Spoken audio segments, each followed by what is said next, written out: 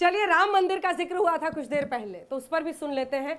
योगी जी हाल में गए थे अयोध्या और वहां पर उन्होंने साधु संतों के साथ ये कह दिया, थोड़ा सब्र रखिए, मंदिर बनेगा। किस आधार पर ये वो कह रहे हैं, ओवैसी साहब किस आधार पर प्रहार कर रहे हैं और किस आधार पर रविशंकर प्रसाद कह रहे हैं कि हाईकोर्ट के फैसले से लगता है कि सुप्रीम कोर्ट का फैसला भी हमारे हक में आएगा। पहले सुन लीजिए, फिर चर्चा की शुरुआत। आपने इतना धैर्य रखा, मुझे लगता है कुछ दिन और धैर्य रखने की आवश्यकता है। मार्ग समस्या के समाधान की ओर जाएगा, अवश्य जाएगा, इसमें हमें संदेह नहीं होना चाहिए। मुझे लगता है कि इस आशावाद में एक दुनिया टिकी हुई है। मेरे भाई, समझो इस बात को कि पहले ट्रिपल तलाक के नाम पर शरीयत में मुदाखलत, अब मस्जिद को छीनना इन हमारा मकसद क्या है कि एक बार बाबरी मस्जिद गई तो फिर दोबारा वो 1000 2000 मसाजिद के मसले को उसको निकाल दो। जितना ये मुद्दा इनको पसंद है उससे ज्यादा मुझे लगता है आपको पसंद है। मैडम, आपको मैं पसंद हूं, मैं क्या करूं, इसलिए बार बार बुला रहे थे आप। अब मैं आपसे कह रहा हूं कि ये कोर्ट का मसला है। मैंने तो नहीं कहा ना कि ये जैसा इनके विश्व हिंदू परिषद लोगों ने कहा कि हम 2 अक्टूबर 10 को हम फाउंडेशन डाल देंगे। मैं तो ये नहीं कि आरएसएस के चीफ ने कहा कि अब वहां पर कुछ नहीं बनेगा, मंदिर ही बनेंगे। हम तो कह रहे हैं कि भाई कोर्ट में है, बल्कि मैं तो ये कह रहा हूं कि 2019 तक इस मसले पर डिसीजन ना आए, क्योंकि ये सरकार जो है, पहले आप रोज कहते थे जल्दी करो जल्दी करो। मैं इस क्यों कह रहा हूं, आपको बता रहा हूं। मैं आपको इसलिए कह रहा हूं, मोदी जी को फायदा हो जाएगा। बिल्कुल, वो खेलेंगे। आज तक का चैनल रहेगा वहां पर, चलेगा 24 घंटे, बाजा चलेगा। देखिए हो गया है, नौकरी का वादे भूल जाएंगे लोग, महंगाई भूल जाएंगे लोग, आर्मी कैंपों पे हमले भूल जाएंगे, 15 लाख को भूल जाएंगे, मॉब लिंचिंग को भूल जाएंगे। और इसीलिए हम कह रहे हैं ये हमारा मुद्दा है और कोर्ट में है। उसमें बुरी बात क्या है? मोदी का फायदा देखकर मतलब आपने यू टर्न ले लिया। क्या यू टर्न? यही यू टर्न। पहले रोज कहते थे डेली हियरिंग कराओ, नहीं, यू टर्न नहीं है, फैसला कराओ, हम लटकाते हैं। हरगिज यू टर्न नहीं लिए। आज भी हम सीधे रास्ते पर चल रहे हैं, सिराते मुस्तकीम पे। हम तो यही कह रहे हैं कि ये लोग, देखिए फायदा ये लोग उठाना चाह रहे हैं बहुत। और इनको कैसे मालूम जजमेंट कैसा आएगा? कैसे मालूम आपको? मैं दोनों बातें, टेक्निकल जवाब भी देता हूं और पॉलिटिकल जवाब भी देता हूं। ये बताइए, पिछले साल यूपी में चुनाव था, मुलायम सिंह जी खाम में ये बयान देने की क्या जरूरत थी कि मुसलमानों के लिए इससे ज्यादा मैं क्या कर सकता था कि मैंने 1990 में 16 हिंदू मरवा दिए थे, 40 भी मर जाते तो गम नहीं था। कौन लाया राम मंदिर का मुद्दा? हम लाए या दूसरे लाए? बताइए। और दूसरा मैं ये भी याद दिलाना चाहता हूं, योगी जी को किसने कान में कहा, वो जो साधु संतों के बड़े से मंच पर उसका भी जवाब दे रहा हूं, उसका भी जवाब दे रहा हूं। पहला मैं पॉलिटिकल जवाब दे दूं। जब राम मंदिर का मुद्दा शुरू हुआ, प्रभु की कृपा देखिए, हमारी कितनी सीटें थी? 2। अब कितनी? 282। उत्तर प्रदेश की विधानसभा में कितनी थी? 17। आज 325। कांग्रेस कितनी थी? 267। आज 17। आप ये स्वीकार कर रहे हैं विकास नहीं राम नहीं। जब आपने कहा तो मैं एक और बात बता दूं, आप ये स्वीकार, मैं जवाब देता हूं। इस देश में विकास का सबसे बड़ा मॉडल राम राज्य है। ये मैंने नहीं, राष्ट्रपिता महात्मा गांधी ने कहा था। आपकी सुई अटकी हुई इसलिए अटकी नहीं है, अटकी हुई है। अरे साहब, महात्मा गांधी ने कहा था राम राज्य सबसे बड़ा विकास का मॉडल है। और मैं पूरी बात कर लूं, और अब आप देखिए, हम तो स्वीकार कर रहे हैं। अरे भैया, कहा गया रामचरितमानस में, राम विमुख असहाल तुम्हारा, रहा न कोई कुल तारन हारा। और अभी आपने पढ़ा पिछले चुनाव में, मुलायम सिंह जी ने बोला, टाइम्स ऑफ इंडिया में खबर छपी थी कि मेरा बेटा औरंगजेब की तरह हो गया है। अरे बाबर के साथ खड़े होगे तो औरंगजेब होगा तुम्हारे। जवाब दीजिए। और कोई दूसरा नहीं होगा। हमें टेक्निकल जवाब भी, एक टेक्निकल जवाब का फैसला कुछ भी हो, कोर्ट के फैसले पे, आप कोर्ट के फैसले पे अंजना नहीं, मैं कोर्ट के फैसले पे लाइन दे दूं।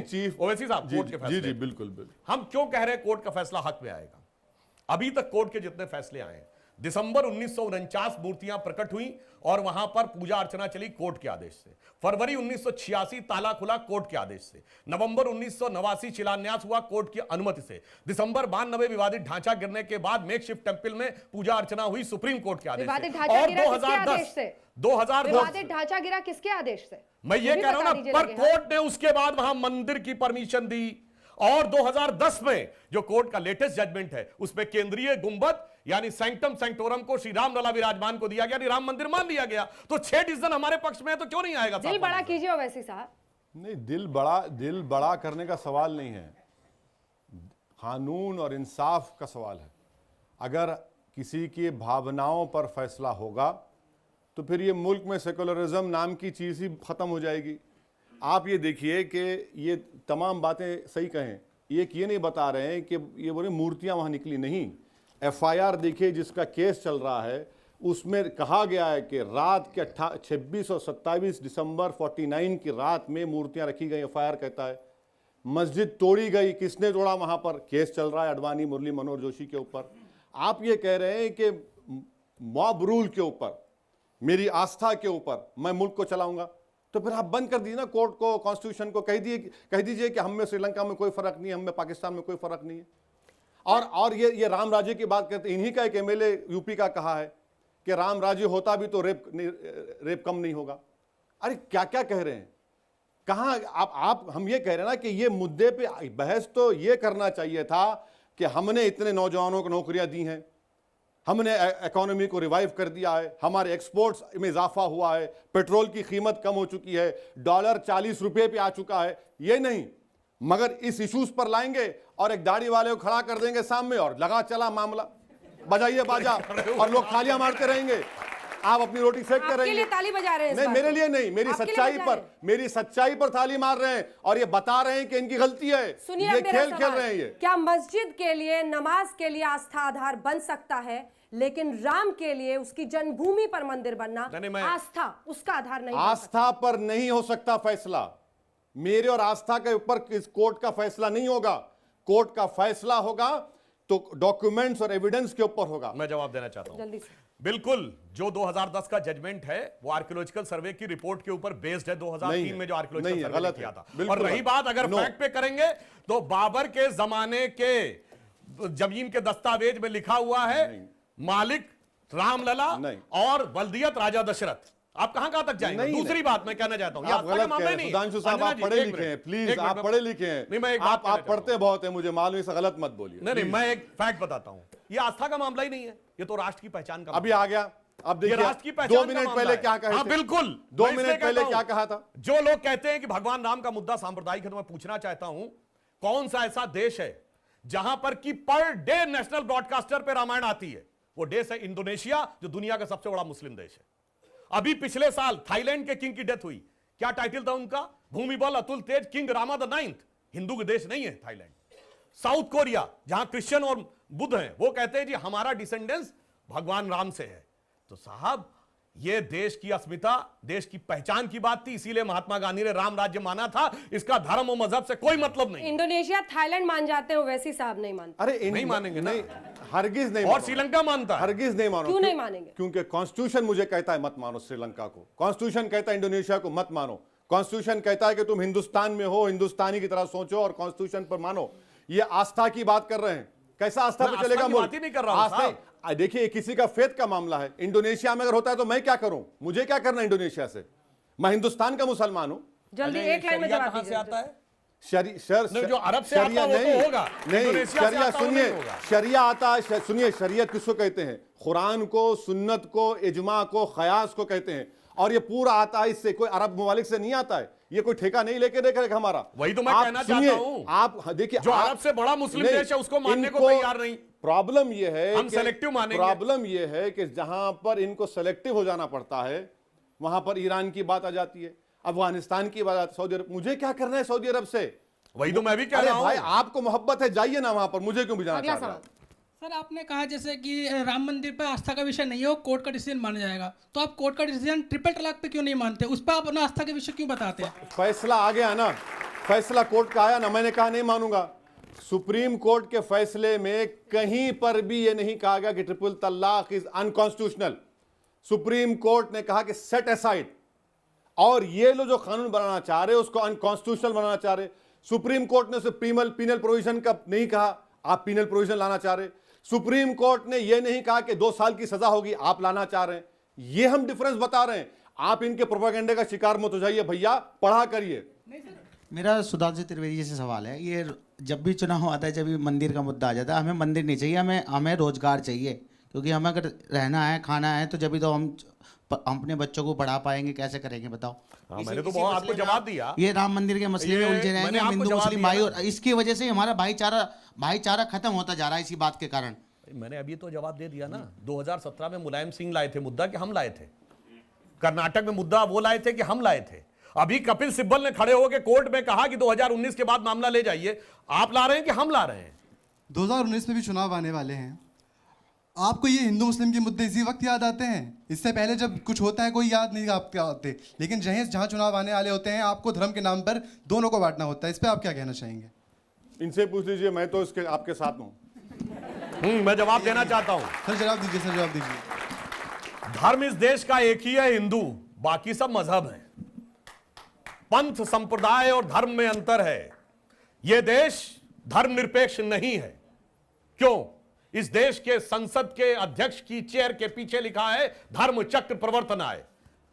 इस देश के सुप्रीम कोर्ट के एम्बलम पर लिखा है यतो धर्मस ततो जय। इतना ही नहीं, अगर आप देखना चाहें तो इस देश के राष्ट्रीय ध्वज के ऊपर जो अशोक का चक्र है वो सारनाथ का धम्म चक्र है। धर्म वो है जो इस देश को चलाता है। संप्रदाय, मजहब वो पहचान है जैसे रास्ते की पहचान होती है। धर्म वो है जैसे धरती है जो सबको धारण करती है। बिल्कुल नहीं। इसीलिए हिंदुस्तान दुनिया का एकमात्र देश है बिल्कुल नहीं, जिसमें अगर आपको दुनिया के सारे मजहब मिलेंगे तो सिर्फ भारत में मिलेंगे। सिर्फ भारत में। यहूदी और जोरस्ट्रियन जो खत्म हो गए अपनी जमीन से वो भी भारत में है, क्योंकि इस देश का धर्म जो है जिसे आप हिंदू कह के आज डीमीन रिलीजियस टर्म में करना चाहते हैं, उसकी वजह से ये बड़ी चालाकी के साथ ये बता रहे हैं कि हिंदुस्तान का एक मजहब है वो हिंदू धर्म है। वो नहीं है। हिंदुस्तान इस मुल्क की खूबसूरती ये है कि तमाम धर्म को सेलिब्रेट करता है ये मुल्क। इस मुल्क का कोई मजहब नहीं है। ये कह रहे हैं कि इस मुल्क का एक ही धर्म या मजहब है। मैं आपसे कह रहा हूं कि कॉन्स्टिट्यूशन में कहां लिखा है कि उस मुल्क का धर्म मजहब यह है? कॉन्स्टिट्यूशन में तो फ्रीडम ऑफ रिलीजन लिखा हुआ है। कॉन्स्टिट्यूशन के प्रियम्बल में लिखा हुआ है इक्वालिटी, फ्रेटर्निटी, जस्टिस। ये बात कही गई है। ये इनको हजम नहीं होती, इससे तकलीफ होती है। तो इस मुल्क का कोई धर्म नहीं है। ये मुल्क तमाम धर्म को, मजहब को, जो अधर्म है, जो एथिस्ट है, उन सबको मानता है। यही इस हिंदुस्तान की खूबसूरती है। बिल्कुल सही बात इन्होंने कही। अब मैं जवाब देना चाहता हूं कि साहब जब ये देश बना, संविधान में न हिंदू शब्द था न सेकुलर शब्द था, क्योंकि दोनों इस देश की इसमें मैं कहना चाहता हूं इनको रोकना चाह रहा हूं यहां पर जाता है। सुनिए, मैं बताता हूं नहीं सर, अभी नहीं, आप गलत कह रहे। जस्टिस चंद्रचूड़ ने दिल्ली एलजी के जो पावर्स के जजमेंट में जस्टिस चंद्रचूड़ ने कहा कि इनहेरेंट है सेकुलरिज्म इस मुल्क में। वही तो मैं कह रहा हूं, इनहेरेंट है। दोनों ही चीजें और इनहेरेंट है। और कैसे इनहेरेंट है वो भी मैं बता रहा हूं। प्रियम्बल में देखिए सुधांशु साहब, फ्रेटर्निटी, इक्वालिटी, मैं बिल्कुल जवाब देना चाहता हूं। क्या बात कर रहा है? मैं जवाब ये खुद तो बात सेकुलरिज्म। वो इनहेरेंट कैसे है? लाखों हिंदू मजार पे जाता है, कोई समस्या नहीं है।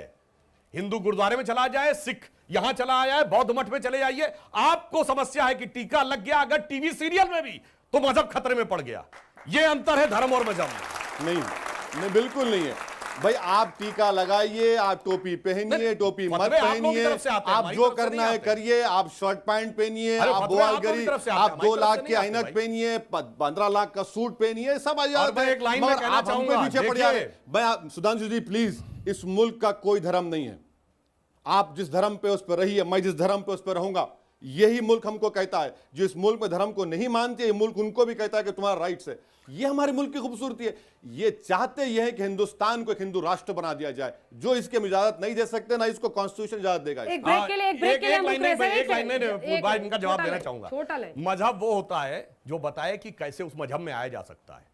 हिंदू धर्म में हिंदू धर्म बनने का, हिंदू बनने का कोई प्रावधान ही नहीं है सिवाय इसके कि आप पैदा हुए होने चाहिए। इसीलिए भारत दुनिया का एकमात्र देश है जिसने इन्वेजन नहीं किया, क्योंकि यहां कन्वर्जन का कॉन्सेप्ट नहीं है। इसलिए मैं एक लाइन में कहना चाहूंगा, अटल जी की बड़ी फेमस कविता थी, हिंदू तन मन हिंदू जीवन रग रग हिंदू मेरा परिचय। उसकी 2 लाइनें हैं जो सारे देश धर्म भारत का सारा सार है कि होकर स्वतंत्र मैंने कब चाहा मैं कर लूं जग को गुलाम, मैंने तो सदा सिखाया है करना अपने मन को गुलाम। गोपाल राम के नामों पर कब मैंने अत्याचार किया, कब दुनिया को हिंदू करने घर घर में नरसंहार किया। कोई बतलाए काबुल में जाकर कितनी मस्जिद तोड़ी, भूभाग नहीं शत शत मानव के हृदय जीतने का निश्चय, हिंदू तन मन हिंदू जीवन रग रग हिंदू मेरा पर।